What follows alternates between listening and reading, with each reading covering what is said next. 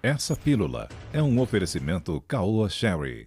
Muito bem, a votação do parecer da proposta de emenda à Constituição que trata do voto auditável foi adiada para a próxima sessão, portanto, depois do recesso parlamentar. É o que decidiu há pouco o presidente da comissão, o deputado Paulo Eduardo Martins. O movimento ocorreu depois de uma tentativa de oposicionistas de sepultar a PEC na comissão.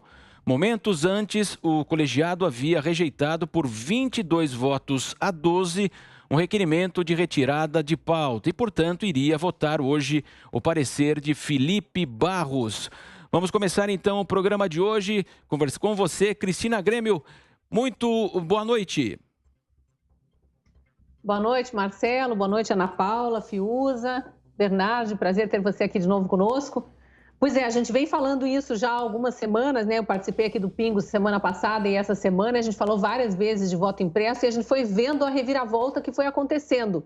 Membros da comissão especial sendo retirados pelo partido para serem substituídos por outros que eram contra. Então, um monte de manobras acontecendo e a gente precisa lembrar que tudo isso começou a surgir depois daquela reunião de ministros do STF com líderes de partido. Então, é o ativismo judicial, o ativismo político dos ministros do STF, que também são ministros, alguns são ministros do TSE, interferindo na política. Não deveria acontecer. A gente já teve no passado a aprovação desse voto impresso, que foi adiante, já era para ter valido para a eleição de 2018, só não foi adiante porque o STF considerou inconstitucional. Surgiu então essa PEC, proposta de emenda constitucional, para não ter mais dúvidas lá na alta corte do judiciário de que era sim constitucional essa lei, e ela estava com tudo para ser aprovada. Começou essa reviravolta por interferência do STF. Então, para nós brasileiros fica cada vez mais claro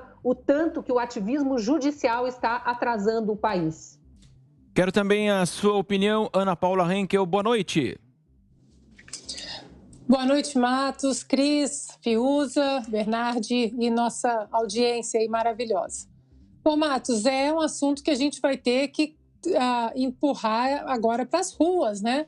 Porque não que estivesse difícil entender esse pânico gerado contra o voto auditável, mas agora está ficando muito preocupante todas essas movimentações aí para que esse voto auditável, impresso auditável, não aconteça. Não custa a gente lembrar, Matos, que no passado isso não era uma pauta recente, não era uma pauta de um lado apenas, ou do presidente Bolsonaro ou da população. O próprio PCdoB já quis o voto auditável, Ciro Gomes, João Amoedo, o PSDB já deu, só procurar aí na internet, tem declarações do próprio PSDB dizendo que as urnas eletrônicas não são auditáveis. E agora a gente está diante de um pânico que está organizando aí os que querem derrubar um governo legitimamente eleito, não instaurando exatamente o voto auditável, mais uma camada de transparência nas urnas eletrônicas. Agora, a pergunta que fica, Matos, é o seguinte: esse pânico todo, ele não bate, por exemplo, com o que as pesquisas aí de opinião dizem sobre o presidente Bolsonaro, porque para onde a gente olha na imprensa militante, Jair Bolsonaro está derretendo, o presidente está derretendo, não tem popularidade. Bem, se isso realmente for verdade, se as pesquisas são, aí acuradas, se elas estão certas de seus números, qual o medo de mais uma camada de transparência? Qual o medo do voto auditável? Se o bicho-papão aí da imprensa militante, dos agentes políticos do Supremo Tribunal Federal está derretendo, que medo é esse de colocar mais uma camada de transparência no nosso sistema eleitoral, que infelizmente é federalizado? Que medo é esse, já que o presidente é tão impopular assim e o ex-presidiário está na frente de todas as pesquisas? Muito bem, eu quero agora o José Carlos Bernardi, que faz o programa aqui ao meu lado. Bernardi, boa noite. Existe aí uma limitação de tempo, né, Bernardi? A gente sabe que se essa decisão, essa PEC não for analisada justamente pela Câmara inicialmente, até outubro, ela não poderá valer para outubro de 2022, data das eleições, né? Boa noite, Bernardo. Boa noite, Marcelo, Ana, Cris, Fiuza. Boa noite a você. Estamos de novo aqui. Um privilégio estar sentado à cadeira do nosso chefe, nosso mestre, Augusto Nunes. É um privilégio, né?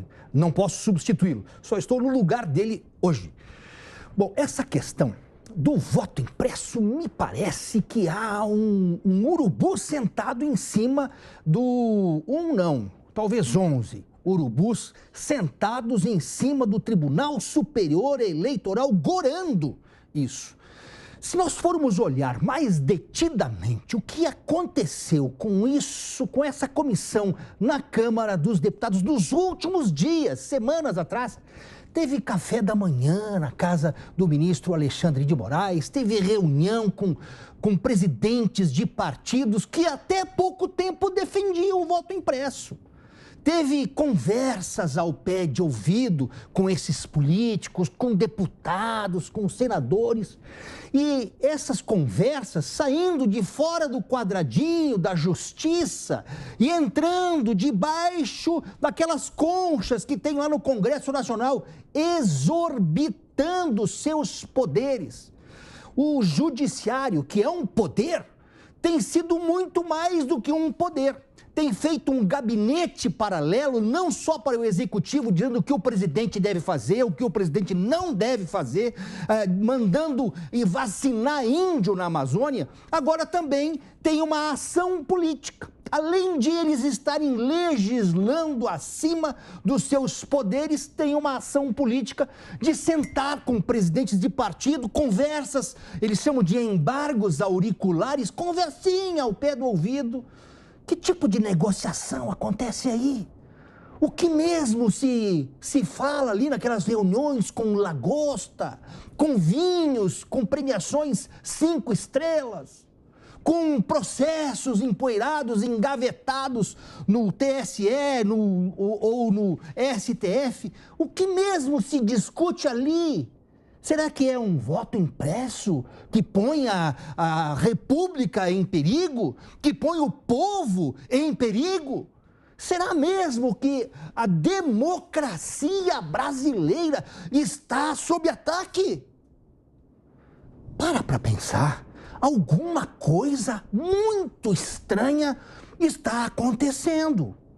Alguma coisa, eu até fico imaginando, Marcelo, que esse problema digestivo do presidente não está conseguindo digerir essa politicalha que nós temos aí. O presidente não está engolindo. Um soluço precisa virar solução.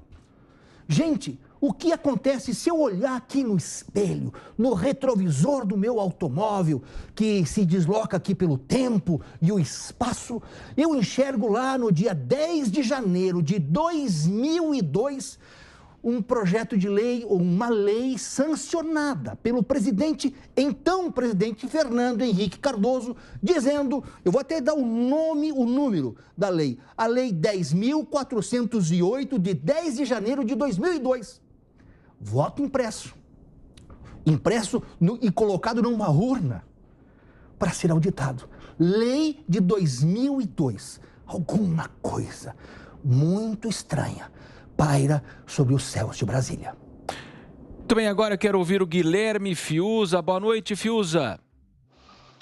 Boa noite, Matos, Bernardi, Cris, Ana, e boa noite a todos. Olha, em primeiro lugar, parabéns ao deputado Paulo Eduardo Martins, presidente da comissão temática do voto impresso auditável. O deputado Paulo Martins já entendeu que está numa guerra.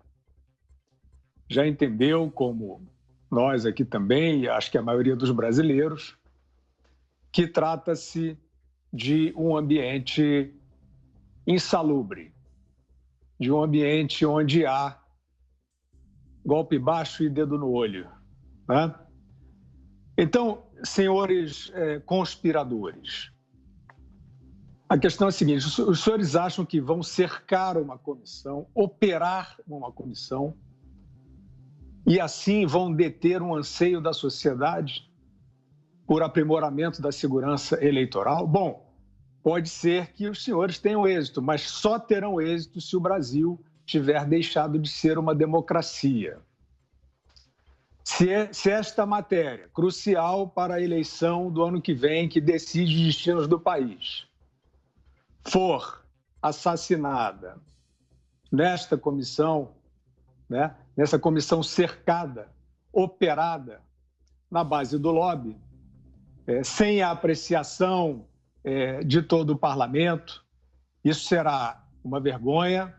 E eu tenho dito e volto a dizer aqui, os deputados, né, porque aqueles que estão agindo aí ao arrepio das suas funções, talvez não sejam responsabilizados, porque fica naquela, não fiz nada, não, estava passando, encontrei, conversei, disse que achava que não era bom, mas não sabia. Mas aqueles que votarem, eles estarão assinando uma decisão que vai incendiar o Brasil. Ou não, ou talvez o Brasil resolva se entregar docilmente à incerteza eleitoral, incerteza que pode redundar na volta do Lula, né? Na volta do criminoso que foi reabilitado, veja que coincidência, por essa mesma corte que preside o processo eleitoral. Esse é o problema, Matos. A sociedade entendeu que a corte, que numa manobra, né, numa supressão de competência de julgamento, ou seja, num ardil, retirou na prática a condenação desse criminoso, né? Criminoso condenado por há mais de 20 anos de corrupção, por corrupção passiva e lavagem de dinheiro. Eu fico até emocionado, fico até comovido com esse assunto, porque a caricatura, né, dos movimentos antidemocráticos foi longe demais. É comovente, é emocionante, no pior sentido.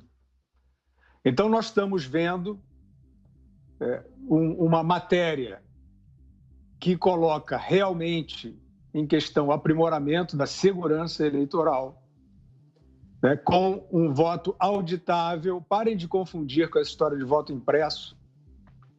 Impresso eu recebo para poder ser auditada a votação. E o próprio TSE, aí voltando, né, à área da penumbra, né? O próprio TSE, no seu site, já chegou a dizer que era volta à cédula de papel, mais suscetível à fraude. Estamos ou não estamos num território do golpe baixo e dedo no olho? Eu não vi o TSE se desculpar ou se retratar por conta dessa falsidade. Estes senhores que presidem o processo eleitoral e reabilitaram o maior ladrão do país para disputar essa eleição, eles foram, como já explicou o Bernardi, eles foram ao encontro dos partidos políticos. No início eles disseram que era uma questão que não era relevante, que não era urgente, que não era o momento, não precisa agora, deixa para lá. Depois virou de jeito nenhum. E de jeito nenhum, com tal ênfase, que eles foram aos partidos políticos, foram se movimentar politicamente à luz do dia, isso não é uma denúncia. E, mágica, milagre, se dá então o início de reformulação, né, de modificação do clima no Congresso Nacional perante essa matéria. Bem, isso não é republicano. Este tipo de manobra precisa vir à luz para sabermos o que foi discutido, né, entre os juízes da máxima corte e representantes partidários. Qual foi o teor dessa conversa? Porque não vem à tona. Qual é o argumento para não fazer um processo mais seguro e auditável? A gente ouve, vai dar dor de cabeça, a vida vai ficar ruim. A gente já ouviu de tudo, né? Vai piorar, né? O presidente do Senado também entrou nessa conversa aí. Não é oportuno, não é bom. Toda essa literatura, esse lirismo, em torno de um assunto técnico. Jamais vimos um contraponto ao que os técnicos trazem, que é sim passível, vulnerável à fraude, o sistema como ele é hoje, e precisa sim ser auditável. Então nós ficamos meio sem entender, né, essa mudança de posição, esse desespero quase, para embargar algo que é anseio da sociedade. A sociedade foi às ruas algumas vezes e de forma muito numerosa no dia 1º de maio, que esses veículos de comunicação que dão o Lula com 200% eleito, empossado e já roubando normalmente, eles não viram este tsunami, né, de brasileiros no dia 1º de maio pedindo liberdade e pedindo lisura na eleição. Não é coincidência isso? Né? Eles colocam as pesquisas, que é Lula lá, Lula lá, Lula lá, já está lá, uma alegria total. E eles não veem a manifestação do país inteiro pedindo lisura nas eleições. Quem não desconfia da possibilidade de fraude está dormindo. Só que a população não está dormindo. Ela com certeza vai rugir de novo na rua pelo seu direito, pela democracia. E ela não vai tolerar, penso eu, que uma comissão temática na Câmara dos Deputados seja operada por forças inconfessáveis e lhe tire o direito por uma eleição limpa.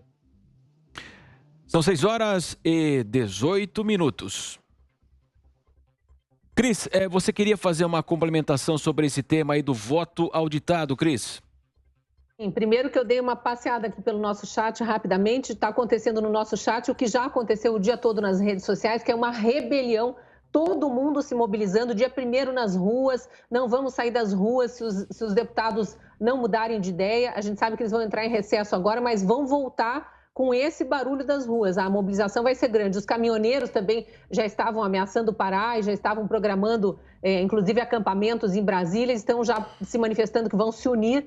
A manifestação do dia 1º promete ser grande. Eu queria falar sobre os partidos que fizeram essa manobra e quase conseguiram hoje, se não fosse o esforço aí do Felipe Barros e do Paulo Martins, os deputados que conseguiram adiar a discussão, quase teriam derrubado hoje o voto impresso. São 12 partidos. Prestem atenção nos partidos, porque esses partidos unidos não querem auditagem de votos. PT, MDB, PSD, DEM, PSDB, PDT, PCdoB, PV, PSOL, Republicanos, Solidariedade e até o Patriota, que é o partido ao qual o presidente Bolsonaro estava cogitando se filiar. São os 12 partidos que manobraram, tentaram dar um golpe ali de última hora, porque se eles conseguissem tomar conta da comissão hoje e fizessem a votação acontecer, eles iam ganhar, eles iam derrubar o parecer do relator, do deputado Felipe Barros, e iam ganhar a votação, enterrando mesmo essa situação, iam derrubar o voto impresso, não teria mais discussão nenhuma nem depois do recesso.